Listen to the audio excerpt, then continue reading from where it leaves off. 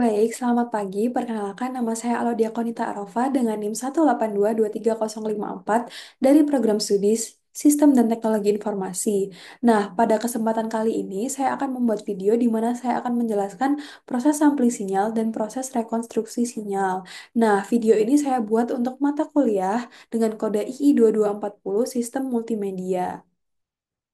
Baik, apa yang akan saya bahas pada video ini? Yang pertama adalah sampling sinyal, yang kedua adalah rekonstruksi sinyal, yang ketiga perangkat ADC atau analog to digital converter dan digital to analog converter, serta penjelasan matematis dari sampling sinyal serta rekonstruksi sinyal. Nah, yang pertama saya akan membahas mengenai proses sampling sinyal. Sampling sinyal itu merupakan proses perubahan sinyal kontinu atau analog menjadi sinyal diskrit dengan mengambil sampel nilai amplitudo pada interval waktu tertentu. Nah, proses ini merupakan langkah pertama dalam digitalisasi sinyal sebelum diproses lebih lanjut oleh sistem digital. Nah, untuk ilustrasinya mungkin ada ya gambar mobil F1 di samping. Nah, untuk analoginya itu em, ketika kita mungkin sedang merekam video, ada balapan mobil di sirkuit, mobilnya bergerak dengan sangat cepat, lalu kita ingin merekamnya dengan kamera. Nah, ketika kita merekam dengan video, alias tanpa jeda, maka kamera itu menangkap semua pergerakan mobil secara kontinu. Nah, ketika kita merekam semua pergerakan mobil secara kontinu, ini tuh seperti sinyal analog, di mana informasi itu tersedia secara terus-menerus tanpa terputus sama sekali. Nah, ketika kita mengambil foto 1 detik sekali, maka kita tuh tidak dapat mendapatkan seluruh gerakan mobil, tetapi hanya posisi mobil di tiap detiknya. Nah, ini merupakan contoh dari sampling, karena kita tuh hanya mengambil beberapa titik dari sinyal aslinya. Lalu, jika kita mengambil foto yang terlalu jarang, misalnya setiap 5 detik sekali, maka mobil mungkin sudah bergerak dengan jauh antara tiap foto dan kita tidak memahami gerakannya dengan baik. Nah, itu tuh disebut aliasing, yaitu ketika frekuensi sampling itu terlalu rendah sehingga sinyal tidak bisa direkonstruksi dengan benar. Lalu, ketika kita mengambil foto setiap 0,1 detik, maka kita tuh dapat mendapatkan informasi lebih banyak mengenai pergerakan mobil. Ini tuh seperti menggunakan frekuensi sampling yang lebih tinggi dan hasilnya nanti tuh sinyal dapat direkonstruksi dengan lebih akurat. Oke, mungkin dapat dilihat dari grafik yang di kiri bawah ini. Em, Gambar tersebut merupakan proses awal sampling sinyal. Nah, gambar ini itu menunjukkan sinyal analog. Sinyal analog itu berupa garis halus yang berwarna ungu, yang diambil sampelnya pada interval tertentu, seperti yang ditunjukkan dengan panah warna merahnya. Nah, interval waktu antara sampel itu disebut periode sampling atau T, periode, dan terkait dengan frekuensi sampling yang memiliki rumus 1/T. Nah, proses ini itu dilakukan agar sinyal kontinu bisa diubah menjadi sinyal diskrit untuk pemrosesan digital. Oke, untuk selanjutnya dengan gambar kedua itu em, fungsi GT yang pada bagian kanan ini merupakan deretan pulsa atau impulse train atau bisa disebut juga dengan deret delta direct. Nah, di sini itu sinyal F yang kiri dikalikan atau dikonvolusikan dengan deretan pulsa yaitu G yang kanan yang merepresentasikan proses sampling. Nah, konvolusi FT dikali GT itu berarti bahwa sinyal FT akan dipilih hanya pada titik-titik di mana G itu bernilai 1. Nah, hasil dari konvolusi FT dikali GT itu merupakan sinyal terdiskritisasi yang berisi nilai FT pada setiap titik sampling. Oke, ketika kita sudah mengalihkan F dikali G, maka akan didapat gambar yang terdapat pada gambar di sini. Lalu gambar ini itu menunjukkan hasil setelah sinyal asli, yaitu garis ungu yang dikonversi menjadi sinyal diskrit melalui proses sampling. Lalu titik merah itu menunjukkan amplitudo sinyal yang diambil pada waktu tertentu. Lalu, sinyal hasil sampling sekarang itu sudah berupa deretan nilai diskrit yang bisa diolah lebih lanjut dalam sistem digital. Nah, oke, karena saya sudah menjelaskan tentang sampling sinyal, selanjutnya saya akan menjelaskan mengenai rekonstruksi sinyal. Oke, untuk rekonstruksi sinyal sendiri, rekonstruksi sinyal itu merupakan proses mengembalikan sinyal asli dari versi yang telah diambil sampelnya atau terdistorsi. Nah, tujuannya itu untuk mendapatkan sinyal yang semirip mungkin dengan sinyal aslinya sebelum mengalami perubahan. Nah, rekonstruksi itu dilakukan setelah sampling untuk mengubah sinyal diskrit atau sinyal digital menjadi sinyal kontinu atau sinyal analog. Dapat dilihat di sini bahwa ada tiga step dari sinyal analog di foto, lalu konversi analog to digital menjadi sinyal digital, lalu konversi digital to analog menjadi sinyal analog hasil interpolasi. Nah, step by stepnya itu kita melakukan sampling sinyal, lalu yang kedua menggunakan fungsi interpolasi, yang ketiga menerapkan filter low pass, dan yang keempat mendapatkan sinyal yang direkonstruksi. Nah, kira-kira di sini apa sih yang terjadi? Jadi kita tuh ingin menghubungkan titik-titik sampel yang disampling tersebut dengan cara yang benar untuk mendapatkan kembali bentuk asli dari sinyal. Nah, di sini tuh digunakan metode interpolasi. Contohnya adalah interpolasi linear atau interpolasi Singh. Nah, di sini dapat di-highlight bahwa kita tuh mengikuti teorema Nyquist-Shannon, yaitu frekuensi sampling harus minimum dua kali lebih besar dari frekuensi maksimum sinyal yang disampling. Nah, ini tuh kenapa? Karena jika frekuensi samplingnya lebih kecil, maka dapat menghasilkan aliasing. Sehingga aliasing itu merupakan istilah untuk menjelaskan munculnya sinyal lain akibat proses digitalisasi. Nah, di sini saya sempat menjelaskan mengenai low pass filter. Nah, low pass filter itu merupakan filter yang mencegah masuknya frekuensi tinggi yang tidak diinginkan sehingga dia itu mencegah terjadinya aliasing. Oke, untuk contoh sederhananya, mungkin pada kasus ketika kita sedang mendengarkan musik dari Spotify atau mendengarkan musik favorit kita, lagu kita dari Spotify yang merupakan platform online.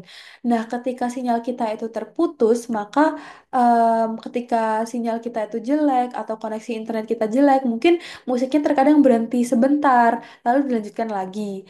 Nah, meskipun ada bagian lagu yang hilang, tapi kita tuh tetap bisa mengenali lagunya.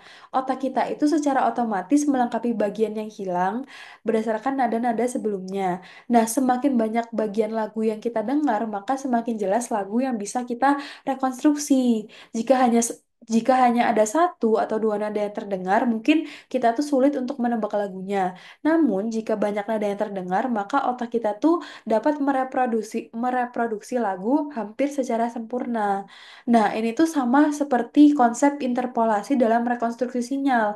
Jika kita memiliki cukup banyak sampel, kita bisa mengisi bagian yang hilang dengan lebih akurat. Namun, jika sampel terlalu sedikit, maka rekonstruksi itu menjadi lebih sulit dan bisa menyebabkan kesalahan atau aliasing. Oke, selanjutnya saya akan membahas mengenai bagaimana sampling sinyal dan rekonstruksi sinyal dilakukan dalam sebuah perangkat analog to digital dan digital to analog. Nah, yang pertama untuk analog to digital, saya menggunakan analogi mikrofon. Nah, mikrofon itu contohnya mengubah suara menjadi data digital di komputer. Berikut merupakan contoh dari sampling.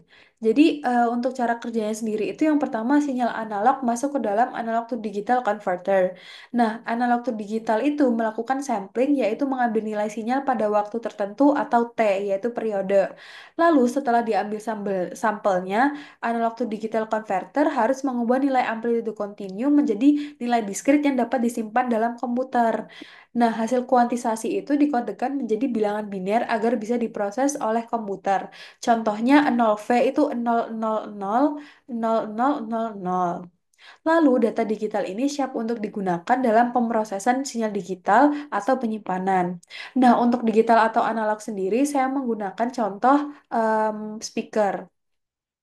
Nah, cara kerjanya itu yang pertama, komputer mengirimkan data digital dalam bentuk bilangan biner, misalnya 00000000.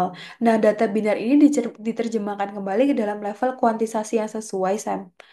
Lalu, untuk membuat sinyal yang lebih mulus dan menyerupai sinyal asli sebelum sampling, digital to analog converter itu menggunakan interpolasi Singh atau low pass filter. Nah, interpolasi Singh itu bekerja seperti cara otak kita, yaitu menebak nada yang hilang dalam lagu yang terputus dengan mengisi titik-titik kosong. Sedangkan low pass filter itu dia menghilangkan frekuensi yang tinggi yang muncul akibat konversi digital. Nah, sinyal itu ketika kita sudah melewati semua proses itu dapat sudah berhasil direkonstruksi menjadi analog kembali. Oke, selanjutnya saya akan menjelaskan mengenai penjelasan matematis yang pertama dari sampling. Nah, untuk yang nomor satu sendiri itu terdapat definisi dari fungsi delta direct atau delta T tulisannya. Nah, fungsi delta direct itu merupakan fungsi matematis yang digunakan untuk merepresentasikan impuls ideal dalam pemrosesan sinyal. Nah, dia itu nol di semua empat kecuali di T sama dengan nol. Lalu dia itu juga tak hingga besar pada T sama dengan nol, tetapi integralnya bernilai satu. Nah, intuisinya itu mungkin fungsi ini tuh seperti jarum tak hingga, yaitu tinggi pada T sama dengan nol, tetapi memiliki luas total sama dengan satu.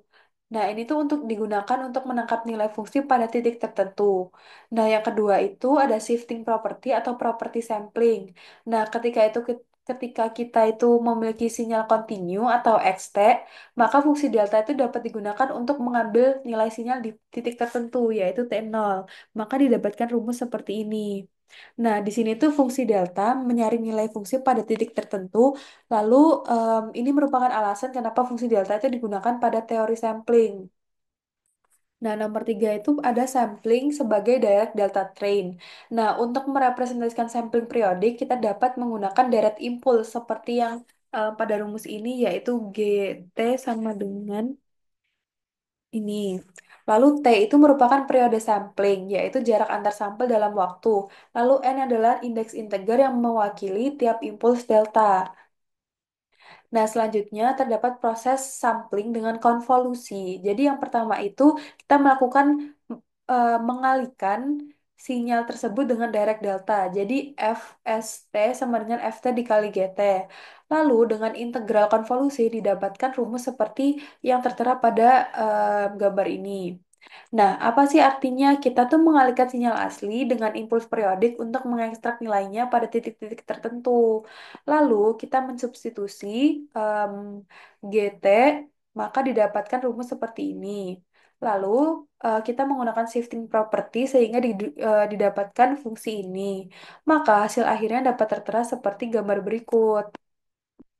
Oke, kira-kira apa sih yang terjadi pada sampling tadi? Jadi kita itu mengkonvolusi sinyal kontinu dengan impuls train, lalu mengekstrak nilai-nilai diskrit dari sinyal pada interval T. Lalu hasilnya itu merupakan deretan impuls yang menyimpan nilai sinyal pada titik-titik sampling NT. Nah, hasil akhirnya itu kita mendapatkan sekumpulan sampel yang membawa informasi dari sinyal asli. Nah, untuk mendapatkan kembali sinyalnya, kita tuh memerlukan rekonstruksi sinyal. Nah, rekonstruksi sinyal untuk penjelasan matematisnya akan saya jelaskan pada slide berikutnya. Nah, di sini itu yang pertama terdapat spektrum sinyal sampling dalam domain frekuensi. Nah, rumusnya dapat dilihat pada gambar tersebut. Lalu untuk penjelasannya, Fs sama dengan satu per T itu merupakan frekuensi sampling. Lalu F besar dalam kurung F kecil merupakan spektrum asli dari sinyal sebelum sampling. Nah, spektrum asli itu akan terulang pada kelipatan Fs kecil. Nah, di sini notes yang harus em, kita perhatikan itu, jika Fs lebih dari 2 Fmax atau Theromaniquis, maka tidak ada aliasing. Lalu kita bisa mendapatkan kembali sinyal asli menggunakan low pass filter untuk menghapus spektrum duplikasi di luar frekuensi F sama dengan nol. Nah, yang kedua, kita dapat menggunakan low pass filter untuk rekonstruksi. Nah, idealnya itu kita melakukannya dengan interpolasi sync. Nah, rumusnya itu Fc sama dengan Fs per 2. Nah, ini tuh memastikan bahwa hanya frekuensi yang di bawah Nyquist rate yang dipertahankan. Nah, ketika em, ada rumus HF sama dengan satu ketika F-nya kurang dari Fc dan nol ketika F-nya itu lebih dari Fc. Nah, ini tuh artinya kita langsung membuang semua frekuensi yang di atas Fc. Lalu selanjutnya ada respons impuls ideal atau fungsi sinc yaitu HT sama dengan sin pi t per periode per pi t per periode sama dengan sin c t per periode. Nah, fungsi sinc ini merupakan em, transformasi balik Fourier Lalu sinyal itu direkonstruksi dengan menjumlahkan banyak fungsi sync yang ditempatkan di setiap sampel. Lalu kita akan mendapatkan rumus akhir seperti yang ada pada gambar tersebut. Nah, ini tuh dikenal dengan interpolasi sync yang dapat mengembalikan sinyal asli secara sempurna jika tidak ada aliasing. Nah, mungkin yang dapat kita ambil di sini itu rekonstruksi sinyal membutuhkan low pass filter untuk mengambil kembali spektrum utama dan menghilangkan duplikasi spektrum. Lalu interpolasi sync itu merupakan metode ideal, tetapi tidak bisa kita implementasikan secara sempurna. Nah, aliasing itu juga tidak bisa diperbaiki setelah sampling, jadi harus dijaga dengan anti-aliasing filter sebelum sampling dilakukan. Oke, em, terima kasih banyak. Berikut merupakan mungkin sudah dari penghujung penjelasan saya mengenai rekonstruksi sinyal dan sampling sinyal. Mohon maaf apabila ada kesalahan kata ataupun kekurangan pada pembuatan video ini. Terima kasih banyak. Sampai berjumpa di video selanjutnya. Terima kasih.